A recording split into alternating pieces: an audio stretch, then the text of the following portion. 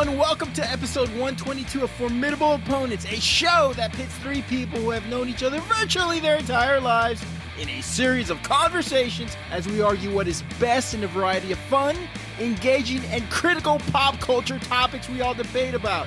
I'm Randall, and with me, as always, Bob and Joseph. And this week's topic is Best Female Lead Singer of the 90s. The music of the 1990s, what a transformative decade. We witnessed the ascension of countless iconic artists. Genres normally reserved for niche market listeners were developing into mainstream consciousness, and a new crop of superstars took their place among the giants of the industry. Among these figures were a cavalcade of female lead singers. They not only finally and rightfully stood by their male counterparts, their impact on the music industry at the time jettisoned these powerful acts to a whole new stratosphere. While opinions on who was the best may vary, that's what we're here to debate. Sure, you can measure success by album sales and music video rotations, but pathways were carved beyond that during this decade. If you look at the biggest musical acts today, the majority are undeniably female, including the current most popular artist on the planet. And although numbers help define a legacy, cultural impact, idealized influence, and redefining previous constants are the true watersheds. The era was defined by raw, unabashed lyrics, anthemic beats that resonated with listeners, and strong, candid explorations that aided in inclusivity. Legacies were built on standout, groundbreaking work, and if you're around our age, these artists take up real estate on your playlist and don't get as much flack for sounding as dated as their male counterparts. They illuminated a golden era of music. They impact an entire generation. This week, Formidable Opponents debate and discuss Best Female Lead Singer of the 90s. With me, as always, are two guys whose garbage takes are actually relevant for this episode. You know, since we'll mention Shirley Manson. Bob and Joseph, how are you guys doing? You leave Shirley Manson out of this. Yeah, love me some Shirley. What's going on, fellas? Hey, everybody, how you doing? What's going on there? What's up? What a hell of a weekend. Welcome to the show. Welcome to the show. Yes. Welcome, my son, to the machine. It's been a crazy weekend. We're going to talk about some stuff at the end of the show about some celebrities we've lost, but we're going to kick it off with some great nostalgic moments of the 90s. So guys, let's talk a little bit about 90s music, one of our favorite topics here, and we're talking about the female lead singers of the 90s. Taking all mainstream genres into account, what was the impact female artists had in the 90s? If you look at music in the 90s, I mean, we have a whole, your favorite word, plethora of genres of music, from rock to alternative to grunge to pop to R&B. As much as we saw a lot of lead male singers, take the 90s by storm, the Kurt Cobains, the Chris Cornells, the Scott Weilands that we always mention.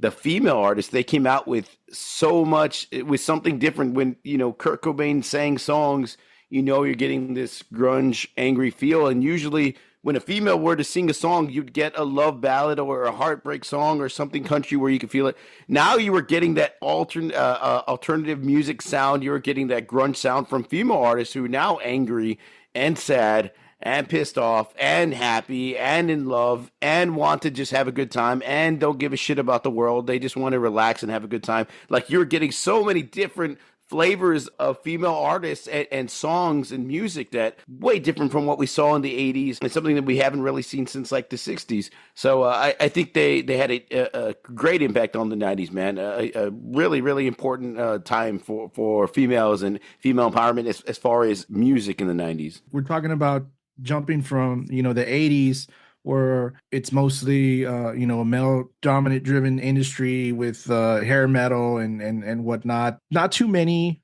female singers, performers getting their due. And it was a big jump from the 80s to the 90s, where we're seeing, like Bob mentioned, female singers come out and do their thing, tell their stories, sing their songs, and be just on par with the men that they were, competing against. I guess I know that it's not a good term to use, competing against them,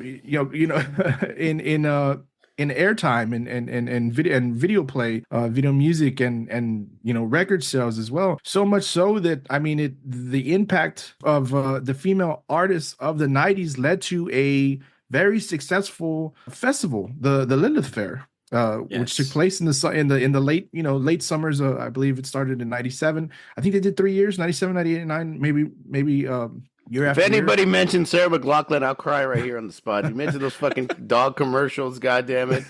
In the eyes of an angel. Oh my God. But so Jesus. successful that and it was a successful tour or festival. Sure. It's something that's many people of our age, and even younger generations of women. You keep saying our age, okay? We're not all the same age.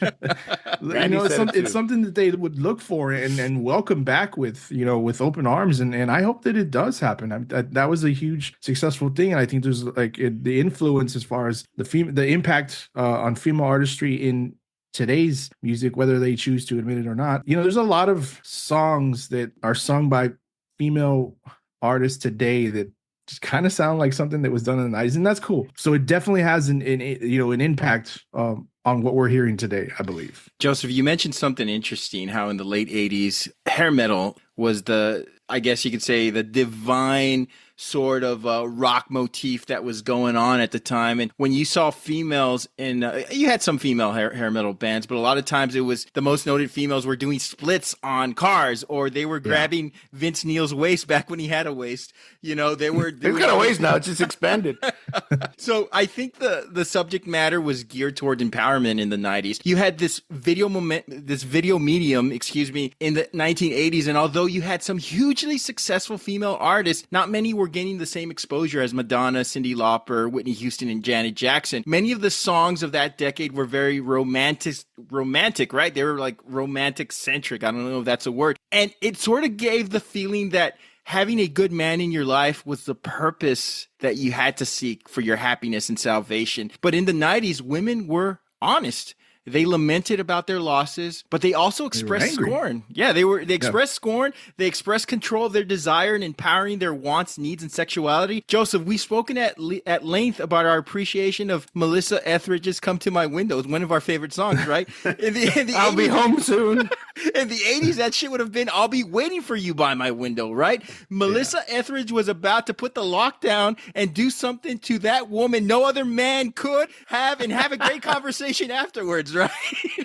So there was control and commanding desire. There are also heroines in movies. This movement coincided with some strong female leads: Clarice Sterling in Silence of the Lambs, Marge Gunderson in Fargo, Ellen Ripley in Alien 3, Sarah Connor in Terminator 2, Thelma and Louise, Vivian Ward in Pretty Woman, Mulan. I mean, the list goes on. And in television, you had single white women living in New York, sleeping with every man they met, cabbies and baristas included. So you had all these mediums just taking shape and notice of these strong women. I think mediums in TV and film and in television and film, reflect mediums in music, and the women are as consistent and powerful, and it was just long overdue. I mean, just a tremendous decade for female movies. You guys got me sweating here. Anyway, I know, right? You should have seen the movie when he said schmedium at least 5 times. I needed the source. Anyway, guys, next question. Which female lead singer had the most distinctive stage presence, and why? Specifically, I probably want to go with Gwen. Yes, that's who I got. Go ahead, Just Joseph. because she was very energetic, very in your face, running up and down the stage, jumping up and down. I think she jumped off PAs and whatnot, and she just really gave her all in those performances. But now that I think about it, another distinctive one, because I was looking at my honorable mentions list, this person will be on that. Hope Sandoval. Yes. The complete opposite. You ever watch those live performances of Mazzy Star? Ever watch those live performances of Mazzy Star? She's just kind of there, Because they only had one song, Joseph. It's because they only had one song. They had a few good songs. There's nothing wrong with it. Just like that was just her thing. She was very, as we all know, she was very kind of shy, quiet, and whatnot. Sang beautifully, obviously, but the complete polar opposite from Gwen. I guess distinctive style. Yeah, I'd have to go with Gwen. Yeah, I'm with you 1,000,000%. I will mention Shirley Manson. I know Randy had that's mentioned before at the beginning of our episode, but Shirley Manson definitely stood out and was a performer, and she had that metal look to her, but was also singing pop and rock and alternative. Yeah. She definitely did have a stage presence. Gwen Stefani, though, I think is on top of my list as well. She could sing the ballad. She could make you fall in love with her. She could be angry. She could be the punk rock girl jumping around and bouncing around the stage and jumping off of things. In her music video, Don't Speak, I mean, they show her every aspect of it where she's like beautiful in the dress, singing the ballad, and also covered in sweat and jumping around the stage and other parts of the music video. Like, I think she was a total package as far as stage presence is concerned in the 90s. She was amazing. Still was amazing. I had Gwen Stefani too. You guys have heard me say some pretty dumb things on here, have some pretty dumb takes, the smithereens and whatnot. Every day. Every day.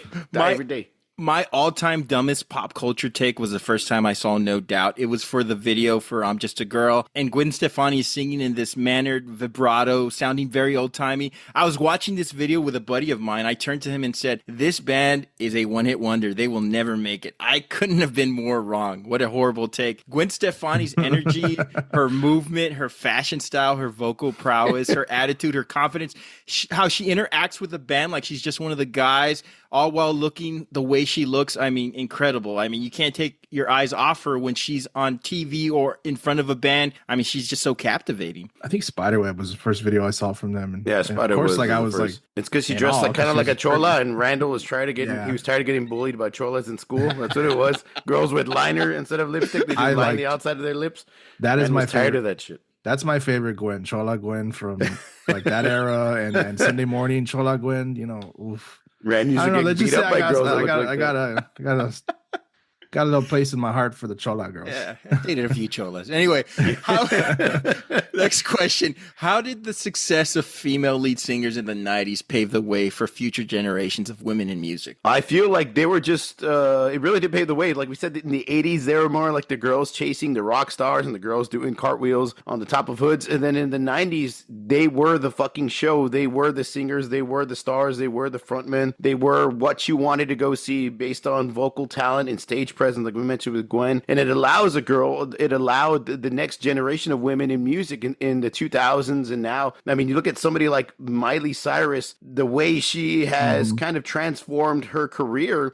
She was able to pull off kind of the Madonna thing. She was able to sing loud and proud, like, hey, this is what I am, this is what I like to do, and I don't give a shit, like somebody like Alanis Morissette would do. Like, she was able to pull from these other artists from the 90s to kind of create her own thing. And I think she wouldn't have been able to do that without this era of, or this decade of 90s music where women really took over every genre of music. The ladies of the 90s most definitely paved the way. Women today in as far as the music industry are not afraid to take chances. They're doing their thing. And this is cool. This is cool in my opinion. You do your thing, you do you.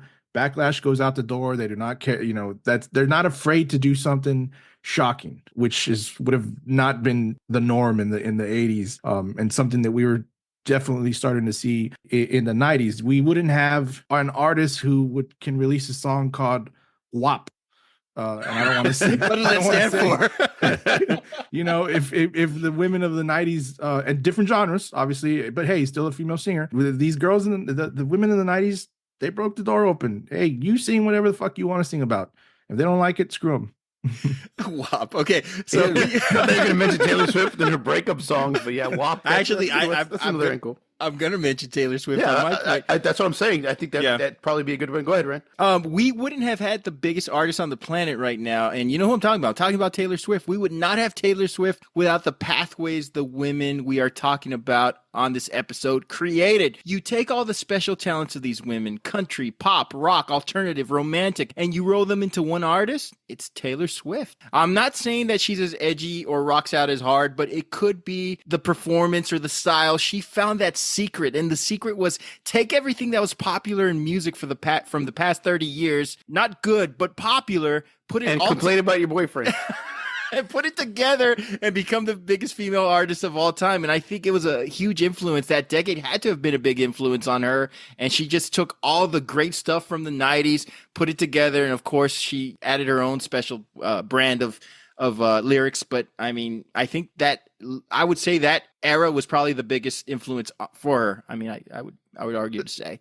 Let me add to that. When Taylor Swift first came out, she was a country artist, right? Correct. And she's gone, like, she's really stretched the boundaries of this, because she's not just a country artist. She's a pop star. She's a pop musician. She sings that. And you didn't really see that with females in the 80s. I want to say, like, if you were an 80s female artist, you were either a pop singer or you were a rock singer or an R&B singer. In the 90s, you got these individuals like Gwen Stefani, like a Sheryl Crow, like a Jewel or an Alanis Morissette, where they weren't just stuck in one genre of music. They really, like, dipped their toe into a lot of different genres. They didn't just sing ballad. They would sing alternative. They would sing pop songs. They really stretched their genre. So I think that's a great thing. Which led to these, like we mentioned, Taylor Swift, which we mentioned, Miley Cyrus. Yeah. So I think that because they were so fucking talented in the 90s, and they were able to do that with their music, stretch it above and beyond their genre. I think it really paved the way for the 2000s and the females in music these days. I regret shouting the name Taylor Swift because my 6-year-old daughter just joined me in the room, so she'll be over there. I'll have to. Oh, hey, sweetie. I know she can't hear us. She's on the phone. I had to give her the phone. Like, here, I'm busy. Okay.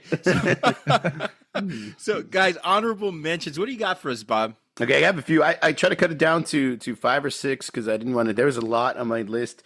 Jewel, first off, Jewel is I think she was amazing. She was a really great, like, folk singer / country / pop. I love, there's an interview, I know you all know that Randy probably knows, where she did with Kurt Loder, where he calls her out in her book on poetry. And he's like, that doesn't make any sense. She's like, well, fuck you. Like, who are you to say it make any sense? Old man working at MTV? Fuck you. She's the wrong word. Yeah. Gwen Stefani, of course, we just talked a whole lot about Gwen Stefani. I think she was amazing in the 90s and what she's done with her career. Lauryn Hill, amazing singer. I loved her with the Fugees, and I loved her solo stuff. Shirley Manson, I really do. I love Shirley Manson. I like her music. I like Garbage's music, that alternative. It reminds me of high school movies. A lot of the songs are in different movies. It really does kind of like remind me of my high school days. Shania Twain, I know I'm not a huge fan of her music. It's not my style, but she was huge in the 90s and had a ton of amazing singles. And I'm going to end off with this because I love both of them. Salt and Pepper, they were amazing fucking artists, and they should be in this conversation because what they did for rap and hip hop and pop music, they were able to like club music and go above and beyond their genre of music to be super popular with MTV, viewers and people at clubs and people at bars and people on the beach. Like their music was awesome. So shout out to Salt and Pepper. Salt and Pepper's here. What do you got for us, Joseph? All right, I got a few. Let me run through these. Shirley Manson, of course, like Bob mentioned too. I got Sheryl Crow, Hope Sandoval, I mentioned her earlier. Jewel, Lauryn Hill. I got Lisa Loeb on here as well. Oh yeah, Meredith Brooks. I honestly thought this girl was going to be more than that one song. I think everybody just knows that one song, but I take her off the list. She was a great Joseph. singer. Kim and Keely Deal from the Breeders, Gwen Stefani, the ladies of TLC, the girls of the country, Sarah Evans, Shania Twain, Leanne Rimes, Trisha Yearwood, and Faith Hill. Not necessarily my favorite genre, but can't deny those ladies' talent. We're talking about the best, Joseph, not who's good. Just kidding. So for my honorable mentions, I have Shirley Manson of Garbage, sultry, rebellious attitude, beautiful, and her backing band looked like a bunch of high school principals, so she was amazing. Butch Vig, who produced Nirvana's Nevermind in that band. Gwen Stefani, dynamic. I would argue Tragic Kingdom is pound for pound the best album of all the performers on this list. I love it for the entirety of No Doubt, but she's the lead. She's awesome. Mariah Carey, look at her body of work in the 90s, not just her body, Bob. Look at the body of work. I was literally about to say, I've looked at it. She released 5 huge albums that decade. It's a wonderland. If you heard or read about the crazy stuff her husband, Tommy Mottola, put her through, essentially keeping her a prisoner, it makes her triumph and conviction even more so impressive. I had Courtney Love, probably. I don't think you guys would agree with this one. Go ahead. I was just going to say, like, I wrote her down. Before or after her new nose? I was going to say something about her because I did think, aside from everything personally that I think of her, like, and how she, everything that we've already gotten into. Mm-hmm. I do think she can sing. Yeah, man, she could sing. She definitely was, and she was obviously little out there that had her own presence as well. So I can see why you put her on the list. My bad.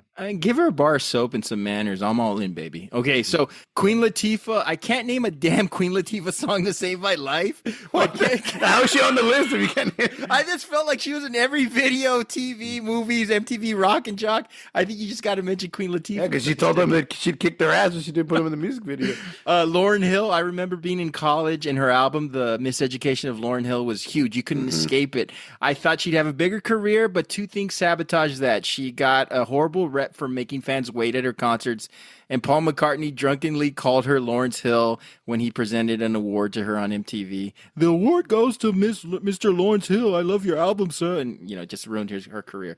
That was my worst Paul McCartney yet. Anyway, Tori. Exactly. Was it though? Tori Amos, who did things to a piano that made many people wish they were a piano. Janet Jackson, she brought out those abs. Sarah McLachlan, deep emotional songwriting, ethereal voice, creative Lilith Fair, made us want to adopt puppies. And sit in a corner and cry too. Yes. Missy Elliott.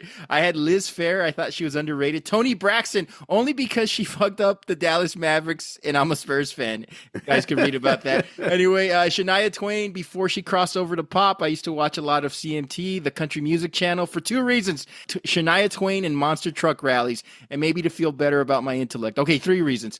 Salt and Pepper. TLC was amazing. But there was something extra special to me about Lisa Left Eye Lopez. She could sing, she can flow, she can sound sweet, then pile your shoes in a bathtub and set burning your house down. Andre Rison. Dido, who we caught at the end of the 90s. I thought she was great. Hope Sandoval from Mazzy Star. And I think we'd be remiss, fellas, if we didn't mention Britney Spears. I think she has to be mentioned. When I think of Britney Spears, I think more of 2000s, early 2000s, so not necessarily the 90s. So I know her album came out like in 98, right? Their first album, but I don't really see her like dominating the 90s. Definitely the 2000s, though. Look, I put that into, I double that with what Bob said, but also I know she was very popular. She's not that innocent, Joseph. She's not. She's not. I was gonna repeat what you just said. She's not the greatest, strongest singer. If I'm gonna pick one of the two pop icons of the late 90s, mainly 2000s, it's Christina Aguilera all the way. But she's stronger than yesterday. Okay, so makes me want to be stronger. Thanks for making me a fighter. So those were honorable mentions for best female lead singer of the 90s. Now we are going to our selections. Bob, what do you got for us? Okay, man. So if you ask anybody to describe music in the 90s, you would get a lot of grunge. You would hear alternative. You would hear angry. You would hear when pop became a sensation again. You would hear a lot of different sounds like that, especially grunge and alternative music, which really took the mid 90s by storm, early 90s, mid 90s. It was all alternative grunge and rock music. And there's no other artist, I think, that fits that mold like Alanis Morissette. She's that sound. She was the 90s. When you think of 90s and you mention who's the best female artist of the 90s, it's Alanis Morissette. And I think 9 out of 10 people that'd be their first answer, that'd be their first response to that question. She could make you cry with a ballad. She can also tell you to go fuck yourself with one of her angry alternative songs. And all at the same time, she looked like a badass. She was beautiful at times. She was angry at times. She was messy at times. She was a total package as far as what you think a lead singer, a frontman, or an artist should be in the 90s. It's Alanis Morissette. I think she shined the brightest, and she packed this immense punch when it came to her music and her lyrics and her sound. 1995, Jagged Little Pill, the album, and I know you mentioned Gwen Stefani, was it Tragic Kingdom? Jagged Little Pill was the album, Rand. I know Tragic Kingdom, no doubt, was amazing. It's one of my favorite albums, and I own that CD. But Jagged Little Pill is proof that a female artist and female artists took over the 90s, especially in rock, especially in alternative music. Jagged Little Pill had 6 huge, amazing hits. All I Really Want, You Ought to Know, Hand in My Pocket, not a puppet, Uncle Joey, jerk. You Learn, Head Over Feet, Ironic, which was this major, amazing, crazy hit, especially with the music video. I would argue the best album of the 90s if you want to talk about success. It was the most successful album in the 90s in my mind. I mean, it was on the Billboard Top 10 for over 72 weeks, dude. That's 2 fucking years. I mean, from between 96 and 97, it was in the top 10. And You Ought to Know and Ironic really, I mean, pushed the boundaries of what an artist could be, because they're polar opposite songs. Ironic is so like sweet and kind and like makes you think kind of song, and then You Ought to Know is so fucking angry and grunge and opposite of what a female artist could be, because you didn't really see that two sides of an artist, I would say, until the 90s and until Alanis Morissette. I think she was the trendsetter when it came to that kind of thing. She won Grammys, she won MTV Music Awards. She was really on top of the world at that point in time. Not to mention that she's God. She's not just the queen of the 90s, but she was God in Dogma. So Uncle Joey fucked up. She also released a second album in 1998 that wasn't as successful as Jagged Little Pill, but still had amazing songs. Thank You, I mean, still was like top 5 in the Billboard Top 100 when it came out. That song is amazing and totally different from a song like Ironic or You Ought to Know or One Hand in My Pocket. She also had singles So Pure, Unsent, and a song called Baba, B-A-B-A. That's my favorite from the album. I do love Thank You. I think it's a very sweet song. But Baba, B-A-B-A, if you've never heard that one from Alanis Morissette, check that one out, man. It's really, really good. I think she is pretty untouchable, man. She had 95 through 99 locked down as the best female artist. Shit, one of the best artists, period, in those collective 5 years. And I don't think you could find an artist that was as diverse in their music and still as successful as she was with every single one of her hits. I don't know. I mean, if you can look at one of the best albums, let's look at the Nevermind album. I don't know if you could find 6 successful hits that charted and that were amazing and that were all over the place over a 2-year period as he did in Jagged Little Pill. So it's a hard pill to swallow, Rand, but I think you're going to have to admit that this woman, Alanis Morissette, really, she's the one. I don't think that there's anybody who could touch her. You know, you said that Alanis Morissette is untouchable. Not if you were going to an afternoon matinee movie theater with her. She touched them. It wasn't the other way around. She was in control. You know, I'd like to start off by going through the Alanis Morissette timeline. As a kid in the 80s, I first saw Alanis Morissette on the classic kids Nickelodeon show, You Can't Do That on Television. She appeared in 4 episodes, I believe, playing the girl who everyone had a crush on. Shout outs to Alistair Gillis. Later on that decade, she tried her hand at becoming a commercial pop artist. She was the Debbie Gibson of Canada. By the way, An Emotion Away is a great song if you miss wearing polo shirts from Structure. So then she met producer-songwriter Glenn Ballard, who didn't confine her to a sound or a style. He let Alanis become Alanis, or Alanis just became herself. In June 1995, Jagged Little Pill was released by Maverick Records. K-Rock FM played You Ought to Know, and we're off to the races. There's this great documentary on Alanis Morissette that's on Netflix, and they talk about the first time they played that CD or they played that song in the studio or in the radio station, and everybody came out of their office like, who the hell is this? I mean, it had such a profound impact. Jagged Little Pill came out when I was in college, my freshman year. Huge album. I just cannot find the words as to how massive and omnipresent this album was. Absolutely right. It makes you miss those days when albums used to sneak up on you, right? When it used to build a groundswell and explode. Now we have surprise midnight releases from established artists. I miss discovering artists the way we discovered Alanis Morissette and Jagged Little Pill. You Ought to Know, All I Really Want, Hand in My Pocket, You Learn, Head Over Feet, Ironic. 6 huge singles. None of them were Billboard #1. Ironic was the highest charting one at #4. I was surprised to find that out. I thought she had at least 3 or 4 #1s off that album. She didn't have any, but neither did any of our artists, but we'll get to those later. That's not a huge criteria, of course. You know, like I said, our artists didn't have #1s, but that shocked me only because she only had 4 songs that charted in the 90s, and unfortunately, Thank You was one of them, and I thought that was a terrible song. You can't go from Fuck You to Thank You. I'm sorry. You can't do that. Anyway, You Ought to Know. What If the Meal was really good. Anyway, You Ought to Know exploded onto the scene. This was the ultimate song, a banger about scorn, indignation, and about the fierce vulnerability of a woman openly expressing hatred. We ate that shit up. But then we found out who the song was about. Joey from Full House. You mean to tell me Alanis was verbally slaying the guy who dressed up in Hawaiian shirts and did Popeye impressions on TV? Cut it out. Who did? He was also a hockey player, sir. And in Canada, that's like you might as well. It's a panty dropper. You mean the bastard that did the Rocky and Bullwinkle impressions? Was he doing the Bullwinkle voice when she went down on him in the theater? Hey, slow down. We're only in the previews. Hey, that tickles. That was a terrible Bullwinkle impression. It's still better than your Paul McCartney. Hey, okay. I know motivation comes in all forms, but okay, I respect you, Dave Coulier.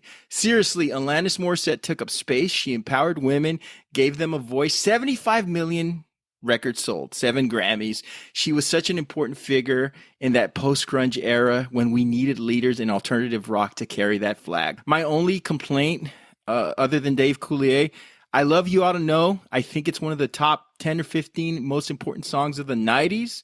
After that, a lot of her songs are just good, not great. Ironic is okay. It's really a song about fucked up situations, not irony. A man dies after he won the lottery. A plane crashes, kills a man. A man dies on death row after a pardon. That's not irony. That's tragedy.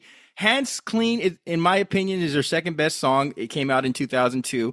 Controversial take. I think she's had an excellent career. Definitely not overrated because of her impact. But After You Ought to Know, to me, there's a drop off, and that's because I like being thanked. I don't know, Joseph, what do you think? Because it never happens. Dave Navarro played a guitar on You Ought to Know? Yeah, instead of Flea. Taylor Hawkins was a drummer.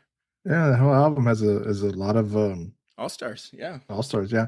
Anyway, I like what Randy said a while ago, how I don't think record sales and number ones singles are a criteria for any of our selections. They happen to work and be obviously present in the case for Alanis Morissette. That Jagged Little Pill album, Jesus Christ, 17-time platinum in the U.S. alone. That is a massive success from a monster album. Not her debut, third album, but still, who gives a shit? A lot of great singles off of that album, which you all have already mentioned. Personally, I think the first song I heard from this album or this artist in general was Hand in My Pocket. I think that was the third single. That was the third single? It wasn't Let's Go to the Mall? No? No. It was the third single. Yeah, actually it was. And that's so what's weird is I didn't even, you learn, which I think is better than Hand in My Pocket. You learn and Ironic, I think, are both better than You Ought to Know. And You Ought to Know is the premier defining song from her. It's I guess the one that got it started for her in this phase in her life. Alanis is a great performer, great songwriter, storyteller. I don't have any issues at all with the music that she writes or anything like that.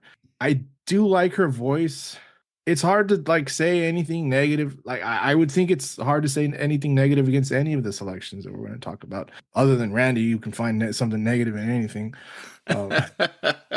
Hence the no thank yous.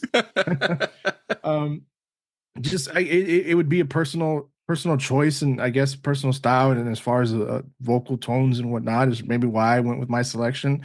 But I can't deny the fact that Alanis was huge and successful, and probably the most successful of the women financially, of course. And I don't know, of course, financially. I don't think any other artists that we talked about or mentioned, honorable mentions, put up the numbers that this album did. Except for Shania Twain, but yeah, country artists are out there. Yeah, they go out there. But I really don't think that matters, and I don't want to make that anything because I don't want to downgrade any of the other selections that we've talked about or artists that we've talked about. But there's no denying, and yes, Bob is right, 100%. This record and this album ranks higher than the male counterparts of some artists, bands that put albums out around the same time. It's more memorable, it's more regarded in 90s history and whatnot, and it's a great selection. She's obviously probably the first person you're going to think of when somebody asks a question like Bob said. I can't disagree that's going to be the answer that most people are going to say when you ask them, when do you think 90s female singers who do you think of? They're probably going to say Alanis Morissette, and probably and she's definitely going to be up there too when you just say like '90s music in general. So it's a great selection. She's a great artist. I think she's a good. I love that she has delved into a little bit of acting, and I like some of and her later stuff out of the '90s. As she got older, the songs changed a little bit. "You're Still Here" is probably one of my favorite songs from her. That one came out, I think, 2 albums later. It's got a real nice use in the at the end of Clerks too. Yeah. And it's just a really good song. She's definitely I don't think she's working on anything new anytime soon, but I think I think she released something not too long ago, right? Like a year or two ago, she released a new album. Maybe about 2021. I haven't checked. Yeah, she was leading. She was like one of the headliners at ACL last year in Austin. But if this girl still wants to go out on tour and do some kind of thing, people are going to run because she tells us all the time. This is a top pick of your wife, Bob. She loves this album, so my wife.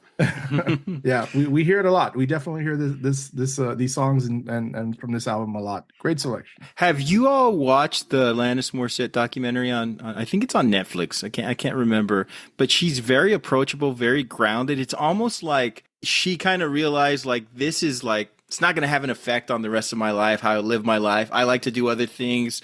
I think she likes to paint and she likes to do all these other things. And she's just seemed very apparently she likes to do a lot of things, and that you ought to know some shit. But I mean, she seems like this success didn't change her, or at least manipulate her into a bad way. Yeah, very grounded. So of course, it's a great selection. I think a lot of people would immediately say Alanis Morissette. Joseph, what do you got for us? All right, I selected Fiona Apple as the best female singer of the '90s. Now she has 2 releases in the '90s. Her debut, critically acclaimed album Tidal, released in '96, and her sophomore album Win the Pawn, released in late November of 1999. So I know that's late in the '90s, but 2 albums in the '90s. So I think that definitely puts her in qualifications, at least for this topic. Also very highly regarded as well and successful in its own right. A couple of quick tidbits on the album's Tidal, ranked by Rolling Stone in 2010 as number 83 in the best 100 albums of the '90s, and later again number 25 on their best 100 album debut albums of all time. It's also featured in the book 1001 albums you must hear before you die. I thought you could say Dalmatians. Close. I was close to it. The '90s, man. Same for Win the Pawn, also ranked by Rolling Stone in its 500 greatest albums of all time, listed at number 108. Both albums received Grammy nominations. Criminal, the great single from her first album, won her Best Female Rock Vocal Performance in 1998. In a time mostly dominated by '90s grunge, the great hip hop rap period of the '90s that we've spoke about, apparently our most popular episode, and of course the bubblegum pop scene of Britney and Christina, even though it carries on into the 2000s we mentioned earlier, got to start of the '90s. Here comes Fiona Apple, right? This sultry, silky young woman with this jazz influenced classical art pop rock sound, and her incredible debut. At the young age of 18, she's seen songs about love and pain and self-discovery. She had quite an unfortunate youth prior to this. It's actually very sad with seeing these songs, like I said, about love, pain, and self-discovery and with a generation of older listeners taking notice of this sound of this young woman was producing. Her sound separated itself from the mainstream crowds, I think, the whole choreographed dance number bullshit. And even her contemporaries, like, the great honorable mentions that we talked about. I'll be honest, in my teenage years, I didn't give Fiona Apple a chance, not because I thought she couldn't sing or anything like that. I thought her singles from her first album were really good. I did like those songs, Sleep to Dream and, of course, Criminal. I love that song and that video.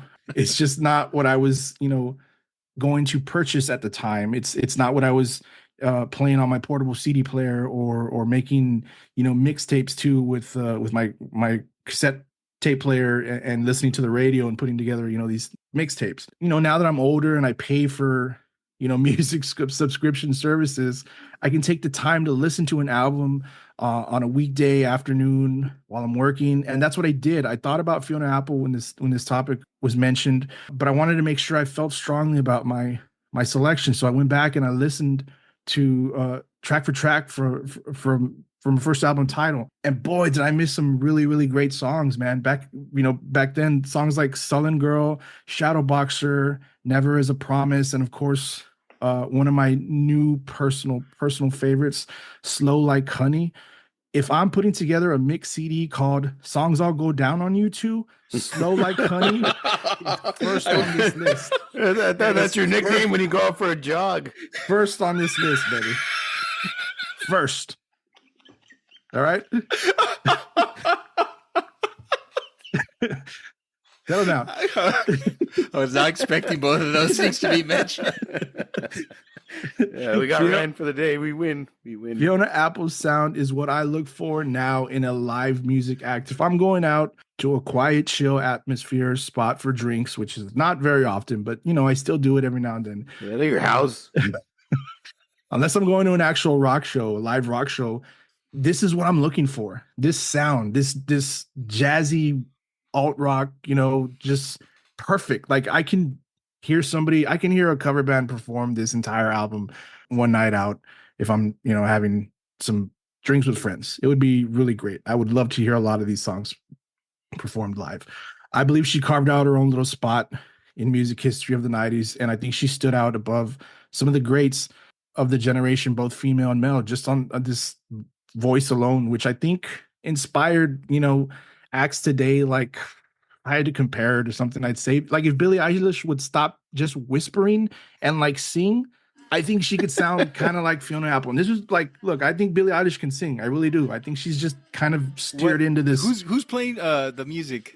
I don't know. I think it was coming off yours, Joseph. But go ahead. But Billie Eilish, we don't have. Sorry, that was my fault. That was your fault. We don't. I thought I was still muted, and I wasn't muted. I was like, oh shit. We don't have the rights to that music.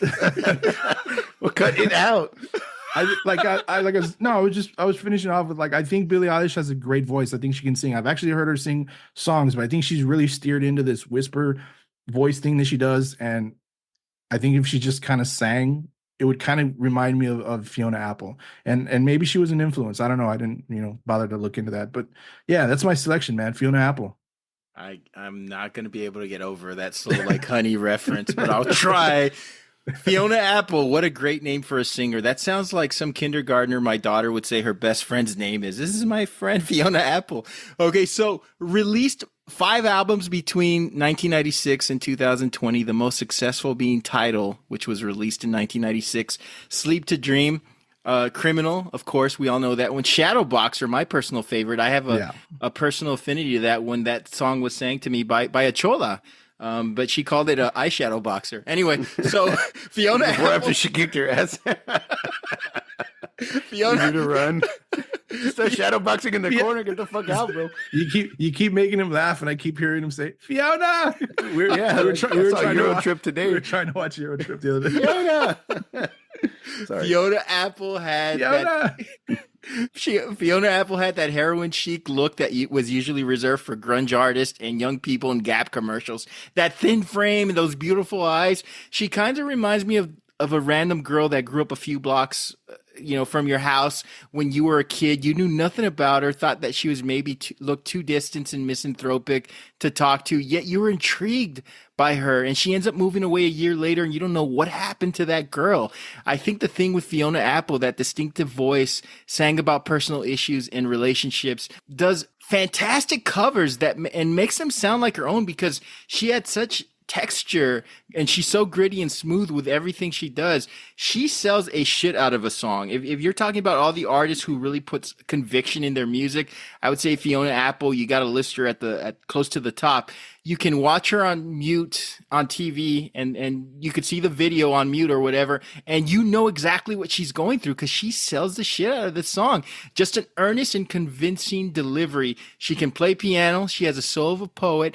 I know that she still performs, and I think she's appreciated her career. I think she still performs, but I think she's appreciated her career for what it's been. And Bob and Joseph, you guys being football fans, I was trying to find an NFL quarterback I could compare her to because her mainstream success was so ephemeral. And for a long time, I just thought she just didn't want to work hard enough to be a bigger star. So at first I was thinking Jamarcus Russell, but I that didn't work mainly because of the 275-pound difference in weight.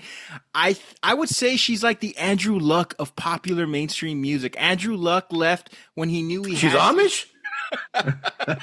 not when the world thought he should leave. He left on his own accord, and I think Fiona Apple left the mainstream on her own accord. She chose to fade away. She had all these great hits. She had videos, album sales. She dated Paul Thomas Anderson. Then she gave the 1997 Video Music Awards speech, which ironically enough was presented to her by Elton John, another artist that can sing and play the piano simultaneously. Not an easy thing to do, by the way. And she became as real as any artist has ever been on stage. She quotes Maya Angelou, and then she goes on to say this world is bullshit, and essentially the artists and entertainers are bullshit, and then she thanked her mama. So in retrospective, she was way too authentic for the spotlight, and it was perceived as career suicide, but she lifted the veil and she stayed true to her beliefs, and you should have to admire her for that. You know, I came prepared to fully question this pick because her fame was so short-lived, but she really chose that. She chose to stay away from the public. She's still being nominated for Grammy. She won 2 in 2021, but she's carving her own path, and you got to respect that. Having said that, you still should have picked Gwen Stefani, Joseph. This pick is bullshit. No, Bob, what do you think? So, in so many words, Randall was trying to say, she keeps it real, okay? She keeps it real. That's what he meant to say. This is a fantastic pick. Out of all the picks that we actually chose, besides Gwen Stefani, because I actually own her albums, this is the type of music that I would listen to, that jazzy, bluesy, that silky voice. I'm absolutely in love with her voice and her sound and her tone. I really do love her music. Tidal was such a great album. Shadowboxer, Criminal, like we said, Sleep to Dream, an amazing, amazing song. Never Is a Promise is another one of my favorites. She is a very unique artist because that kind of jazz pop sound was something different. When Criminal came out, that was different, man. Her sound, her tone, that song specifically, the music video specifically, like it was kind of like raw and kind of grunge and kind of with like this jazz tone to it. And you didn't know what the hell, and all you knew is that you were in love with her, and she would probably kick your ass in anything like you would think of, right? Her second album was great as well. I'm not going to lie, man. I did like A Mistake. I wasn't a big fan As Fast As You Can. I know that was one of her bigger songs. Get Gone. Loved On the Bound. Great stuff. I like her tone, man. I like her sound. I love that. I know it was kind of short lived. It was 96 through 99, 3 years, but it was still three really good years. I know Criminal and Shadowboxer was great. I love that jazz piano sound again.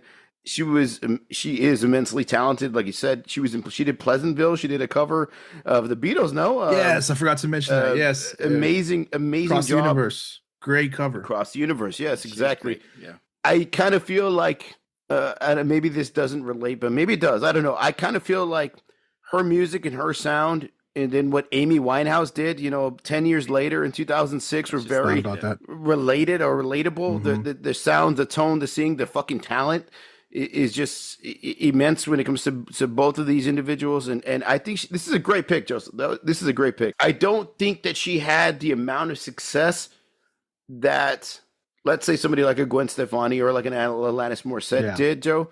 I know that. But should she be penalized because she selected to go off the path? So should we penalize her? For sure. I mean, but she went off the path, in 97, 98, after her first album, a couple of years later, she decided to go off the path. Sure. But her music and her vibe is definitely like fits in its own little niche. You know what I mean? It's not like we can't say like Gwen Stefani, who sang punk, who sang rock, who sang alternative, who also sang pop, and also sang ballads like Don't Speak. Like she was, across a bunch of different genres of music in the 90s. Fiona Apple didn't quite fit that mold. She was in her own little world, in her own little corner, singing her own little way, and jazz and blues kind of sound that I really, really appreciate and that I really, really love. But that may be why she wasn't as, I guess, commercially successful as the other individuals that we mentioned. Maybe not as many music videos. Although "Criminal" was one of my favorite music videos in the '90s. It's crazy. She's amazingly beautiful in that thing too.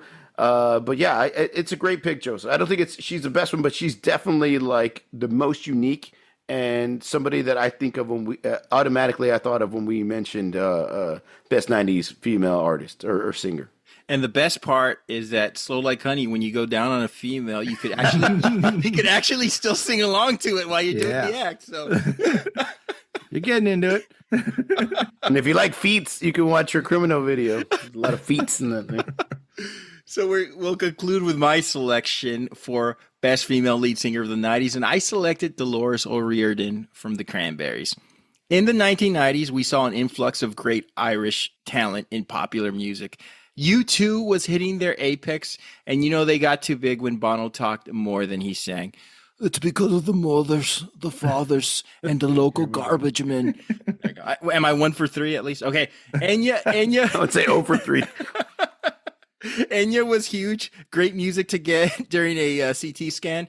Sinead O'Connor, Damien Rice, The Corrs, Michael Flatley. Although he wasn't born in Ireland, he just liked to pretend he was while he ruined people's knee cartilage. Anyway, the impact Ireland had in pop culture hadn't been this huge since Lucky Charms introduced the purple horseshoe marshmallow. Okay, so they were just rising up in the 90s. So one band that stuck out to me was the Cranberries. I'm being biased because their debut album, everybody else is doing it, so why can't we? Debuted in 1993. I was in high school, and those meaningful albums, they just hit harder, right? They only had 3 singles from that album, but they were all huge and impactful to my youth. I think of Linger, and I would say it's one of the most important songs of the 90s because it defies era. This song could be released in any decade, even today, and it would still be a hit. And it's just an immaculate song. It's sung so beautifully, and it's so revered and respected. You could play it. Your kids will listen to it. They would love it. It's just an amazing song. I have the same sentiment about all their hits. Zombie, Dreams, Ode to My Family, Sunday. I think those are all timeless classics. Such an underappreciated band. I think they were overshadowed by grunge and horrible 90s dance techno music. And of course, we didn't mention any of those artists. Black Box or whoever the female singer is of Cotton Eye Joe. We're not touching any of those musicians today, right? There wasn't social media or internet at the time.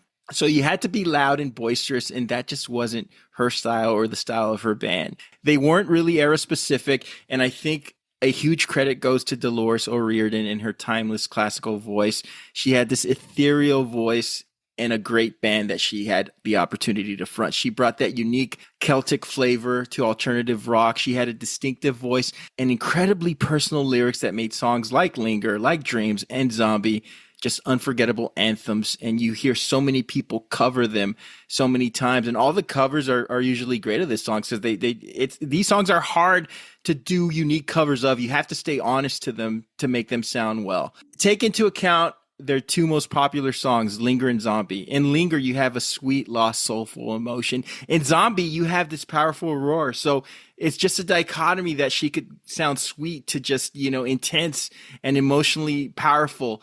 Nobody could be as tender and equally as potent as she was. Ode to My Family is such an important song. So when others were singing about being scorned or bored, she was recognizing the achievements she yearned for as a young child and how her family helped her. Her delivery always had a special meaning, and she always perfectly punctuated lost love, conflict with such a poignant honesty and innocence. She was a prodigy who could sing before she could really talk, and she knew what she wanted to be at an early age. I remember there's a story where they asked her, like she was in 2nd grade, what do you want to be when you grow up? She said, I want to be a rock star. And she became just that. She struggled with depression, pressure, bipolar disorder, but yet she dominated. And we lost her way too soon and way too tragically, but her voice is timeless. And even if 3 or 4 songs live to survive after we're long gone, her voice will never expire. Her talent was too damn good. What do you guys think about Dolores? I think this is a great pick. I think that she had probably one of the most unique voices of the 90s. A big Cranberries fan, by the way. But her voice, man, oh man, I think that her Irish roots and tone really does come out in a lot of her songs, and the way she sings and pronounces words, and it's just beautiful. Like a lot of her songs, Lingers, probably my favorite song from them. From her off the Everybody Else Is Doing It, Why Not Us album. I think it was like, what, 93, 94, something like that? Yes. Yeah, a great album, man. And of course, Zombie, just a great song. And the lyrics are very deep, you know, it's talking about war. What is it with everybody, you two and everything? It's got to be like, it's everything so personal, singing about war. People from Ireland, they've got a lot of shit going on over there. They do. They do. I know they do. And they got great beer, by the way, and Irish whiskey. But having said that, yeah, I love this pick, man. Dolores, the way she's able to, like, instantly recognizable when the song comes on. It's not just the sound of the guitar or the drums, it's her voice. As soon as you hear her voice at any point in the song, you know automatically it's her. It's the Cranberries. I wish, as amazing I think she is, and she's definitely amazing, definitely a top 5 of the 90s. I don't, it's hard for me to think of more than, 3 songs of the Cranberries that were this, like, took the 90s by storm. Zombie and Linger, I thought were really amazing. I wasn't a big fan of Dreams ever since I saw, what was it, The Next Karate Kid? They used it in that movie. I was like, oh, fuck, that movie sucked. They ruined that song for me. But like, other than that, I'm not really familiar with a lot of their songs. I think that they have a handful of songs that were pretty good. Linger and Zombie being the top 2, I thought that they were fantastic. But I don't think she has like when comparing her to somebody like a Gwen Stefani, man, who had so many hits, or like an Alanis Morissette who had so many hits. It's kind of hard to say like, oh, she stands above and beyond those 2 individuals when she's, she only has a handful, or but her voice, probably the most unique in the 90s, one of my favorite voices of the 90s. I think that it's really cool to have a person like that with that particular voice singing grunge and singing rock and singing, this poppy music. But her voice with grunge or alternative rock was like, they're made to be together. It's such a unique voice, and I think it's a great pick. A band like the Cranberries obviously gets remembered and mentioned in anything 90s related when we do stuff like this. Personally, not particularly one of the groups or that I listened to very much in the 90s. I only kind of really know the singles, but they are good songs. Like, I do think Dreams is a good song. Obviously, of course, everybody knows Linger. It came out in so many movies. It's like perfect for that. It's perfect for that use. Even today, that song is actually very timeless. I love how you both mentioned her voice, and of course her, is it better to say Celtic roots or Irish roots? Like, I don't know. I don't know. We're Mexican. We don't know. We don't know them. Obviously, her Irish roots, because she sings these songs with her country or her roots or her history in the songs, and she wasn't afraid to do that. Obviously, why would she change that? She's proud of where she was from. I liked. You listening, Bono?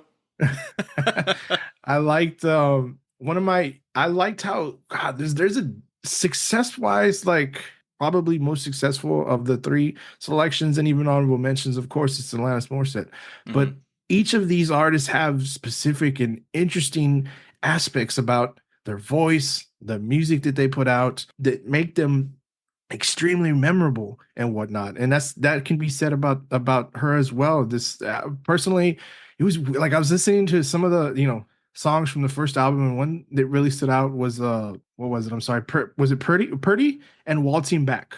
Yeah, those 2 songs. Yeah. They were like, they're kind of dark. Like, it's interesting. Like, I was listening to some of the songs from the first album to familiarize myself with other than the singles, and I'm like, wow, these are like, it'd probably be something I'd be more into today. Like, it's very, I don't know how to describe, I don't want to say evil, but like, there's something, like the fruits of the devil. There's easily and this tone of the songs, and then of course her voice to that and adding to it. I think the band themselves, they rocked pretty hard too, for aside from the the Linger and the Dreams, and what's the other, Oh to My Family. My Family was please don't say that's a great song to go down on somebody. I'm gonna ruin it. No, Is it smooth like honey? I do like that song. It's a great song. Yeah. Very interesting, open. You know, compared to that and their other massive single from that album, Zombie. Like Zombie's like, I don't know. Do you know if there was any like pressure from them on because this is what their second album, right? Yeah, second album for Zombie. Any Yeah, pressure on them to I'm just curious about the writing process because Zombie seems more like the hard, heavy. Like I don't want to say they purposely did it to sound like you know to compete with what's on the radio right now or what's big right now. You know, let's bring that grunge sound. All right, here we go. We're playing music again. We owe 25 grand to these artists. but I mean they're good. They're good songs and they're heavy songs and interestingly enough, like I dug the fact that, you know, like I said, that they're just a little, they kind of sound a little dark. It's really cool. She has obviously a beautiful voice. Terrible, unfortunately, that she's no longer with us. Yeah, of the three and of some, you know, the other artists that we've mentioned, because while they might not, like I mentioned earlier, might not be the most successful, and their songs are definitely recognizable and they're definitely going to stand out, and they're very memorable, and they can easily be played and people will dig them. So while it's wasn't necessarily a band that I listened to very often, obviously you can't deny the singles, record play and record sales aside. What an incredible voice and unbelievable talent that Randy mentioned earlier, like that we lost too soon. So another great selection among the many, you know, that we've spoke about today. Just a powerhouse era for women vocalists. I think their exposure was also aided by being name dropped in Clueless. I'm pretty sure their album sales spiked after being name dropped. I left my Cranberry CD. The Douche was his name? I don't know. Elton. So, guys, final questions. I have to ask, why no love for the Spice Girls? Nobody wanted to feel good in the 90s, I suppose, right? No. I look, I saw them on list, thought to myself, and I'm like, you know, I thought about this the other day too. And I was like, this week when I was thinking about like, okay, honorable mentions and things like that. And I was like, okay, you can't deny the Spice Girls, an all female group of the 90s and the massive hits that they had. And I started to think to myself, okay, who were the actual vocalists? Like the most famous one is Victoria Beckham, but I can't recall her actually ever singing anything on the song. Like I don't. She was the worst singer, At least any of the singles. She never had any. She never had any. Ginger was the best solo. one. Yeah. Well, no, actually, I was thinking about it myself. Like I was like, is it Ginger or is it what's the blonde one? Spice or anything? Baby Spice. Baby sang most of the songs. Where two become one. Now there's a song slow like. If I had to pick the best vocalist from that group, I would say it's Baby. She sang pretty much all the songs. Sporty was good too. I think they were all good vocalists, but Posh Spice. I can't listen to those songs today and be like without dancing. Is that without dancing songs today and tell you like when Victoria Beckham is singing? Like I can't point it out. Guys, last thoughts on female lead singers of the 90s. Talk about kicking the door open. Let's just say like just we talked about how in the 80s was a more male driven industry era of industry and era of music, and talk about kicking the door open, busting it open, whatever you want to call it, and just taking back power and owning your own music and music. And I know maybe unfortunately there's some sad stories about publishing deals and like that. That's not what we're here to talk about. But getting your own voice out there, you know, female singers and singing their songs and playing their instruments and like Bob said, selling, if not more, with his selection, records and then male counterparts, just and then opening the door, like I said earlier, to what we have today. I mean, now women aren't afraid to do anything. Like Bob mentioned, Miley Cyrus, that girl does whatever the fuck she wants, you know, as far as her music career. She's not afraid to take chances and things like that. The women of the 90s broke down doors. The rest is history. Yeah, how could I follow that shit up? Yeah, that was really well said. I know. Good job, Joseph. Yeah, I disagree 1,000,000% with that, Joe. There. Two become one. Wait, look at your lips, Scout. I'm trying to concentrate here. This is a great decade of music for women and for all artists, really, to really showcase their vocal abilities, their their style of music and how far they could stretch or their style of music across all genres. And I really do believe that they didn't just kick the door open. They fucking kicked the whole thing down, man. They burned the whole thing down. Like what's her name from Left Eye Lopez from TLC. Yes. But yeah, I think that they opened all the doors for women in the 2000s and for women's music nowadays, because they're just so diverse and amazing and unafraid to be themselves, to sing about topics that maybe singer and songwriters in the 80s or earlier didn't want to sing about because they're women, or even because they're men, or just because they're popular, or they're songwriters, or they're musicians. And they're unafraid, very unafraid in this decade. And I think their music is a great example of what they could be and what they are and what music can be, regardless of the consequences. They are who they are. They're going to sing what they want to sing about. They're going to sound how they want to sound, whether it's grunge, whether it's alternative, whether it's country, whether it's pop. It's going to be good, and people are going to want to listen to it because they are the trendsetters.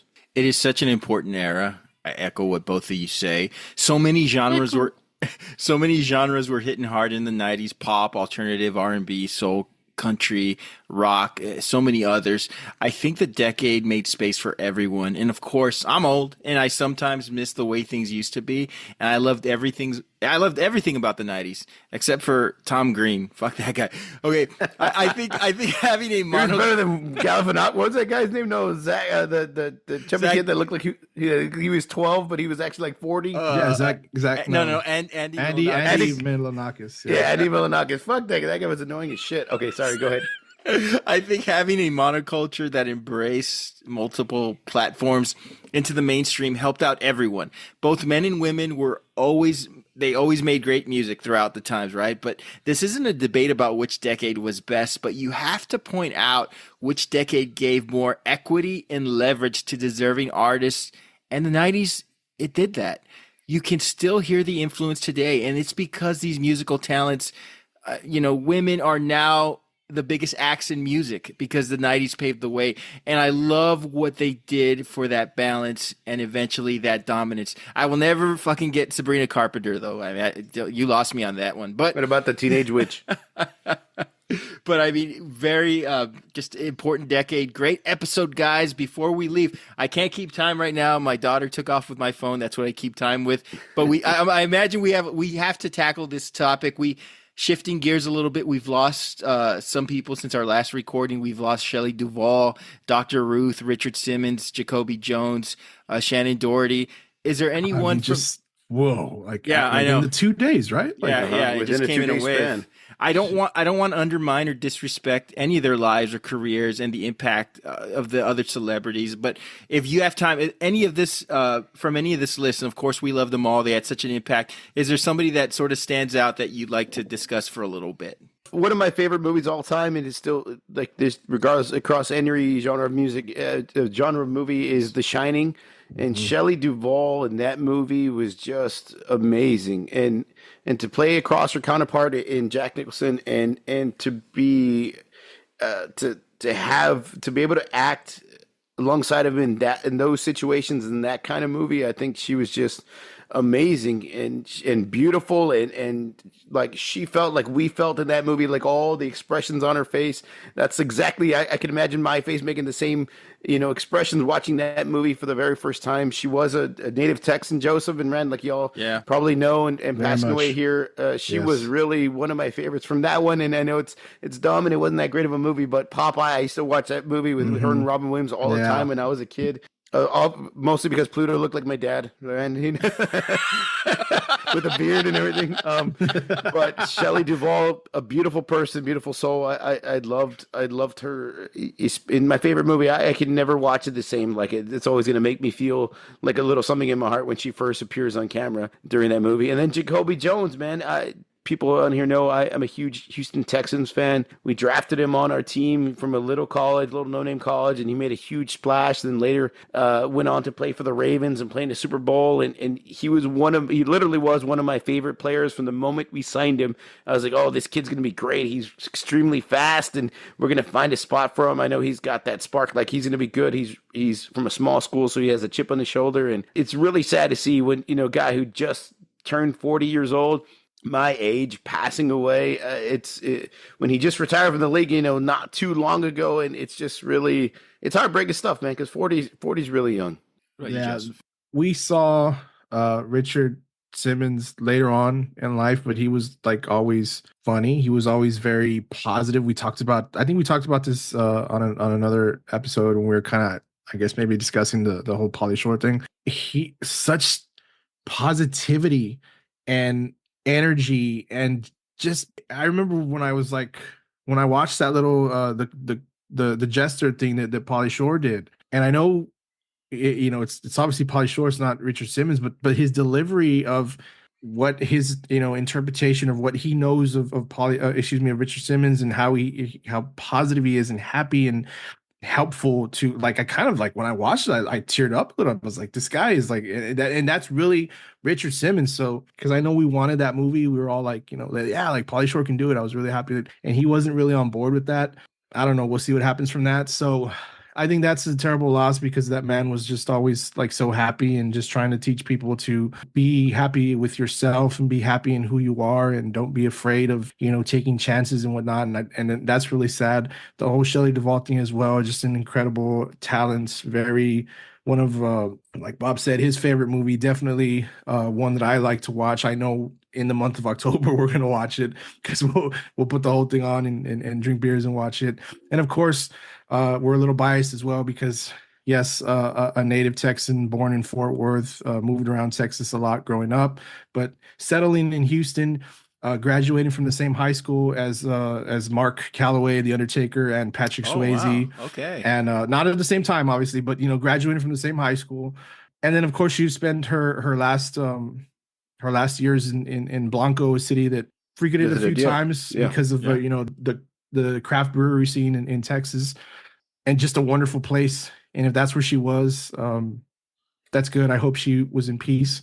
So of course we're always going to love and cherish our native Texans, and of course her incredible talent. And Shannon Doherty, I mean, just like another, Rand, you want to speak on Shannon Doherty? Like, I will talk about Shannon Doherty because of, I mean, that's the one I feel closest to, and the one I think impacted me the most. I'll go down the list real quick before I get to Shannon Doherty. Great takes on Shelley Duvall. I mean, the shit Stanley Kubrick put her through is just, I mean, stuff of legend, and she came out of that, I mean, stronger. And she was great in Annie Hall, Popeye. I know she did some TV. And Dr. Ruth, of course, Joseph would appreciate your take on Sweet as Honey. Slow as Honey, I'm sorry. She'd probably cheer you on during it, too. Slow as Honey. Jacoby Jones, tragic. Richard Simmons, full of positivity. Just wanted to help people get into love their lives and be comfortable. I wish I had that kind of positivity. Yeah, really. Like when you go and you look back at it real quick, like, man, imagine your life with that kind of positivity. Oh, fuck, we could change the damn world, man. I mean, incredible. I remember my mom doing like some Richard Simmons exercises in the living room. So, I mean, he was in our family's television forever. And guys, we were discussing powerhouse females of the 90s. Well, here's another one, Shannon Doherty. Beverly Hills 90210, Heathers, Mallrats, Charmed. First time I saw her talents was on a Sunday night NBC show called Our House, which was a vehicle for Wilford Brimley, whom we all know from Cocoon and his pronunciation of diabetes. So, I mean, she shined in that series. It was short-lived, 2 seasons, but I watched it because of her and Deidre Hall, who played the mom, so that didn't hurt either. But she was phenomenal, was Shannon Doherty, and Heathers. Showed that she was capable of going toe-to-toe with accomplished movie actors like Winona Ryder and Christian Slater. I mean, she was incredible in that movie. 90210, can't talk enough about it. The style, the fashion, the stories. That was the biggest show on television at one point. I mean, it inspired a lot of us to grow our sideburns and wear vests over T-shirts. At least I did. And it was just a cultural phenomenon. Charmed, TNT every night at 2 a.m. when you're going to bed or waking up at 6 a.m. for work. That show was always on television. It was on. Yes, it was always on television. When I get ready to go to work. Yeah, I used to watch it because, I mean, of course, very attractive cast that they had. And Shannon Doherty led that cast, and she was such a powerhouse.